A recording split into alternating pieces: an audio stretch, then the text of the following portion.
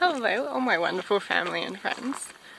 It's been a hot minute since I was able to get on and talk to everyone and show everyone what we've been doing. We've had a very busy summer. I filmed about 4 different videos, haven't been able to edit them and upload them. We still don't have internet here and I keep forgetting to take my computer into town. So I'll see if I can splice in a few different clips from the last couple of months. But you know what's really funny this morning? You know you live in the country when you have to drive to your neighbour's house to borrow something. Daniel's just gone round to borrow a gurney from our neighbour. We are going to be doing some work with our IBCs today. We are getting ready to start the tiling in our big house, and so they need some clean fresh water. We've had some stuff growing in our IBCs over the summer. Heat and water makes for good environment for shit to grow. So let's go on a bit of a journey today and I'll show you what we've been up to. Come along.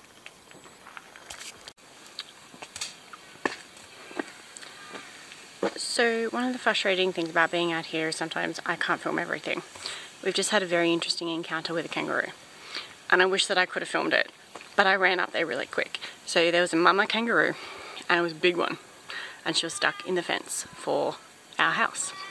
Now I don't want her getting into the garage because we still don't have a garage door, and I don't want her damaging any of the windows or hurting herself in any way. So I went up there to try and get her out, and I opened up a couple of panels of the fences, and we had a delivery driver here at the same time delivering all the stuff for our tiling to start. And this poor guy was like, this kangaroo's going to kill itself, so I'm trying to chase it around the fences, trying to get it out. The poor thing was smashing itself into fences everywhere. It was quite the experience, and we eventually got it out. But these are the sorts of things that happen when you're living out in the bush. It's fun. Just down here feeding my girls. So another thing that's happened recently that I wasn't able to put any photos up or anything is that we've had a resident goanna. And I saw him a couple of weeks ago. He was crossing the driveway and I thought, oh my gosh, there's a goanna. I haven't seen one around here for a while. And he went into the garden and I was like, cool, no worries, he'll keep the snakes away. And then about half an hour later I heard this big commotion coming from our chickens. And I thought, what's the bet? That bloody goanna is in our chickens. And he's been eating our eggs. So the past couple of weeks, months, I've noticed a lot of broken eggs. I'm thinking, geez, these girls are really hopeless. And I have a feeling it's the goanna. And I came down here to the chicken coop, and I'll put up a photo here.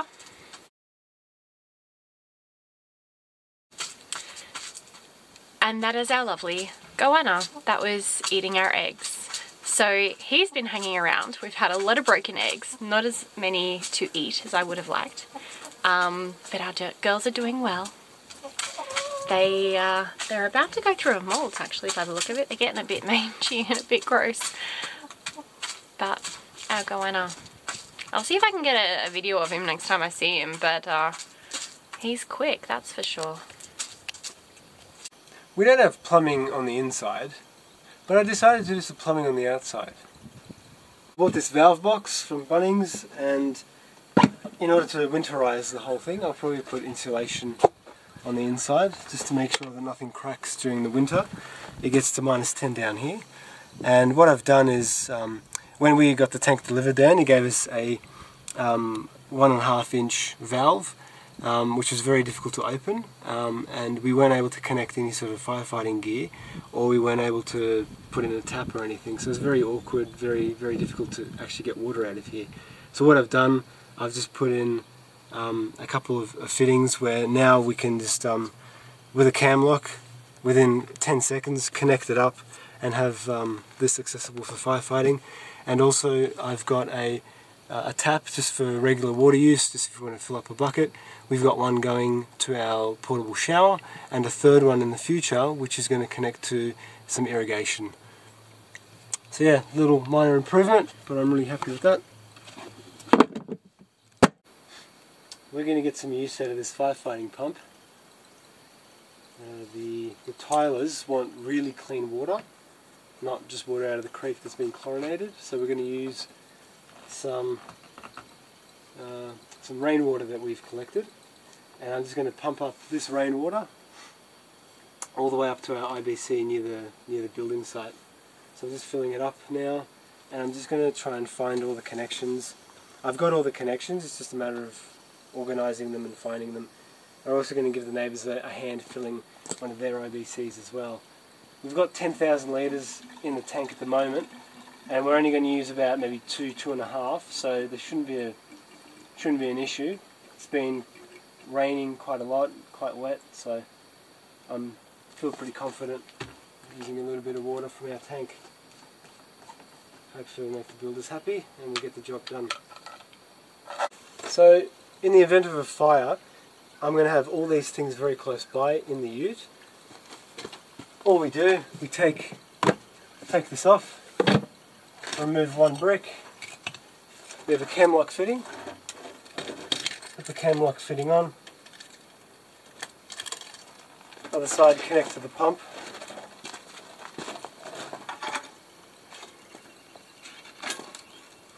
just a matter of screwing this on. In the future I think I'm going to have this permanently connected, but once this is on, the other side of the hose, we've got a red hose in the ute.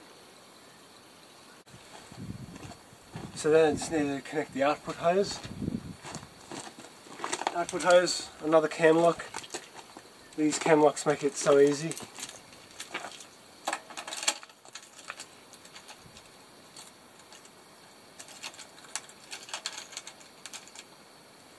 There you go. And I'm ready to go. And I've got 20 metres on this. So all up I reckon I'll have up to 30 metres, plus there's a 10 metre spray. And I'll actually give a bit of a demo. Turn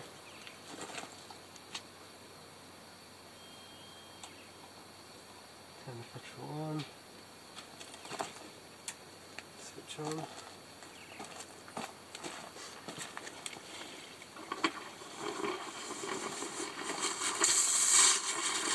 Already got a bit of pressure.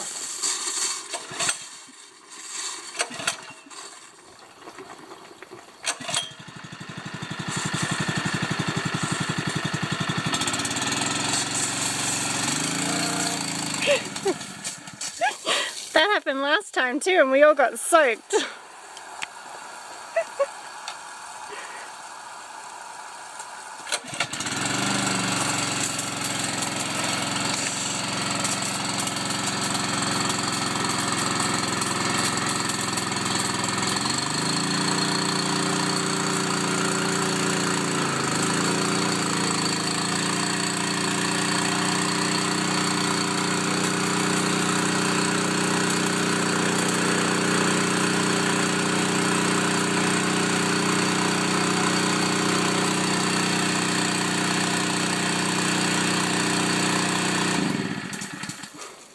There you have it.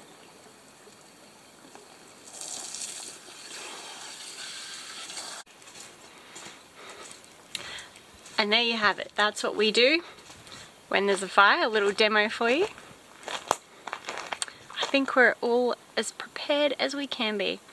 You know, and the hose made us a little bit wet. That's going to happen if there's a fire too, because we're not going to be too worried about where that hose is pointing. We're just going to turn it all on and get going. So, fun times. Now I have wet pants. So we have a number of pumps on this property, and Daniel just said, I'm going to go down and get one of the fittings off the other pump, and he took a hammer with him. I think it's stuck. And I can hear lots of banging and I'm worried, and I'm not going to go down there because I'm going to get roped into helping and I don't want to.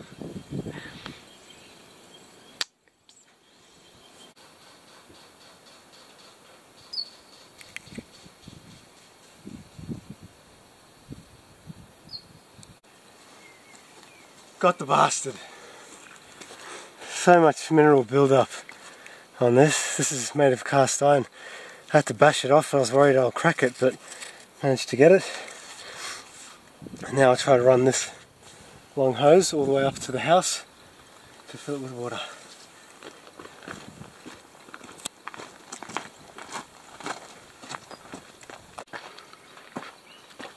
I've been busy today.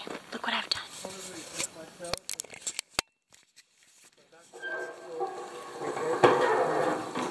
Oh, we are looking good. It's about 3 o'clock and I reckon we're on about our 5th cup of tea. We're doing well today.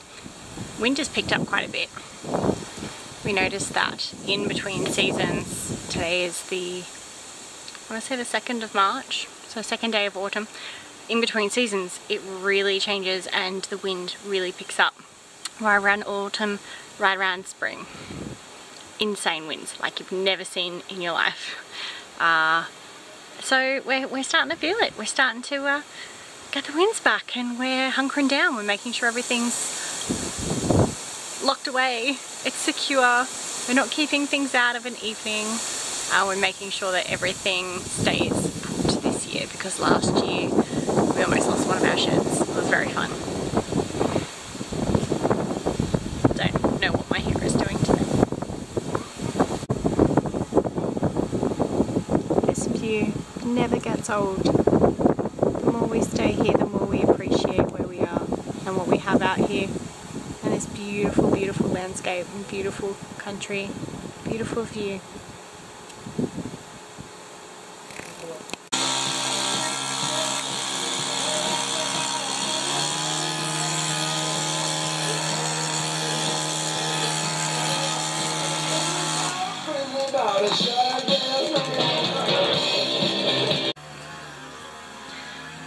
Well, it is Sunday. It is the next day. We had a big afternoon yesterday. Wasn't able to film much. This morning,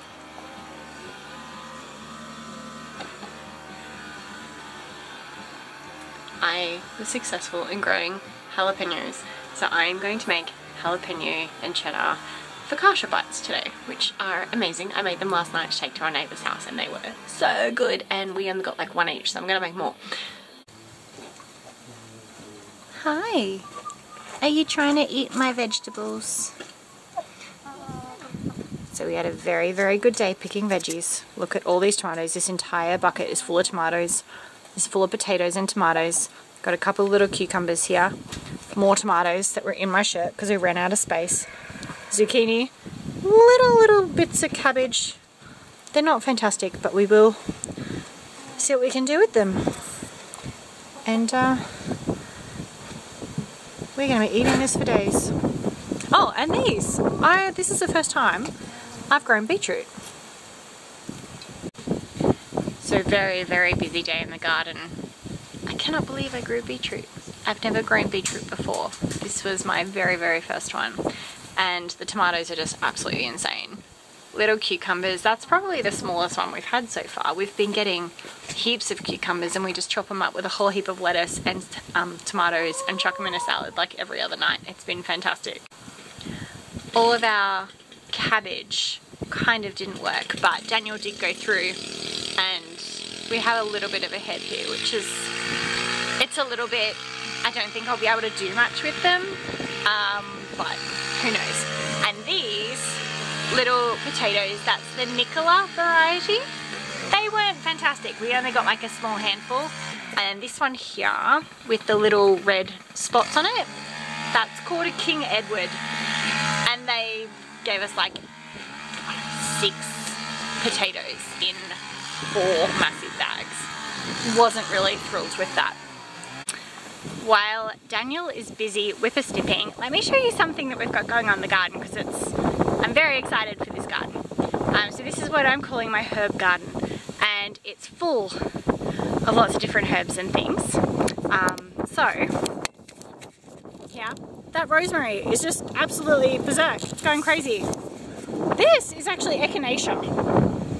I have no idea what to do with it, but I thought I'm going to try growing this, and it looks really cool. So if anyone knows what I can do with echinacea, please let me know, because I haven't got a clue. That's sage. That's some more sage. They've got strawberries all the way through this, and they're sending out big runners. So we're going to start collecting those up and growing strawberries like crazy. I've got chives over there, I've got my parsley. Look at my dahlias. These are just gorgeous. I've never grown dahlias before, and these are just popping them out left, right and center. And I've had this beautiful, beautiful plant all year round. And I did have gladiolas through, but the kangaroos really loved them, so they didn't do great. I've got a lavender over here, I've got a daisy bush up the back. This one is a Pacific blue, which the bees absolutely love. That's comfrey. What else do I have? This I think is lilac, but I'm not quite sure. It hasn't flowered this year. That's thyme, oregano all through here. Thyme, that one's oregano. The thyme and oregano has just gone absolutely crazy. And this big one here was parsley, and it's completely gone to seed. And so now I'm collecting all of the seeds and I'm doing this. And hopefully next year everything will just grow. So that's my little herb garden, which I love. It's getting windy again. And then down here is my food garden. So this is my jalapeno. I just picked a whole bowl of jalapenos this morning and I'm turning it into bread. I need way more than one plant next year.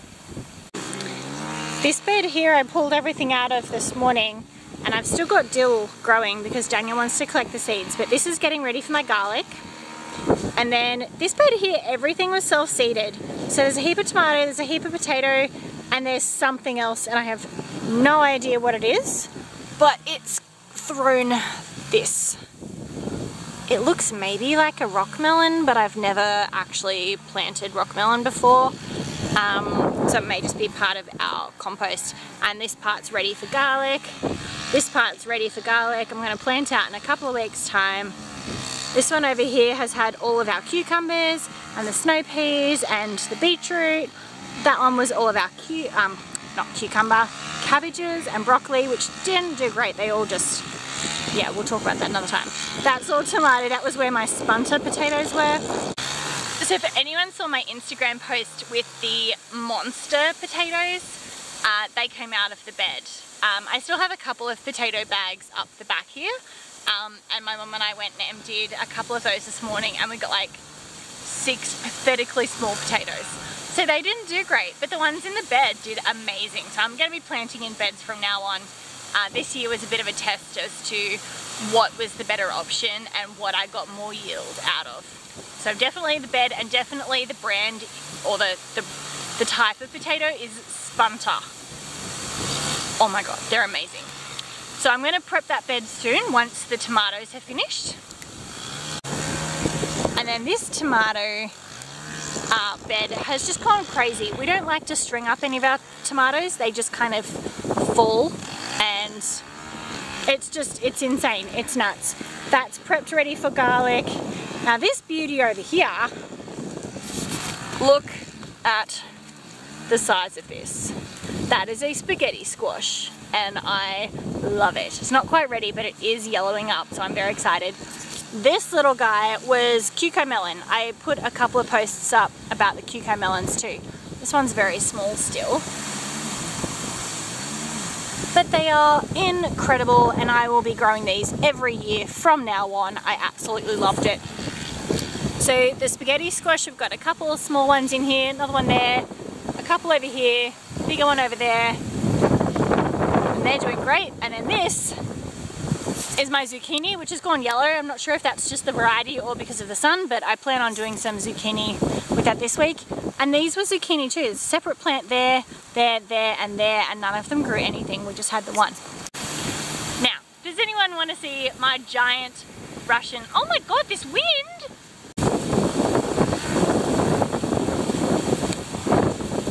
I think we're gonna have to battle through the wind because it's not stopping anytime soon. Who wants to see my giant Russian sunflowers? Because I can tell you right now, they're not giant. Here they are. They're tiny. That's my hand. We got 5 of them. Oh, 6 if you include that tiny little one down there that's about the size of a daisy. But these two here have died off. They do have some lovely sunflower kernels in them, so I will be picking them and seeing what I can do with them. But they were a bit pathetic. So I'm not sure I'll be growing sunflowers again in the Snowy Mountains. They're very pretty. They just didn't do what I was hoping they'd do. So that's kind of the garden. It's almost end of season. It's March now. We're coming into the windy months. It's going to get cold very, very soon. And we are going to be planting garlic, which I'm very, very excited for. I'm going to go a bit crazy this year and plant way more garlic. And I'm really excited, but that's my garden. That's how it's looking. So there you have it, guys. That's just a bit of a weekend update for us. Daniel's still whippersnipping. I've got bread in the barbecue. We're going to head into town later this afternoon and get our laundry done at the local laundromat and grab some Chinese for dinner, and we might watch a movie. So that's us for the weekend. This coming week we will have our tiling started in our house and our water tank is being installed as well. So hopefully I'll be able to do some photos or a video and show what we're looking like and where we're going, and it won't be too long until we are moving in, which will be very, very exciting. So stay tuned for that, and as always we'll see you on the next one. Bye everyone, see ya.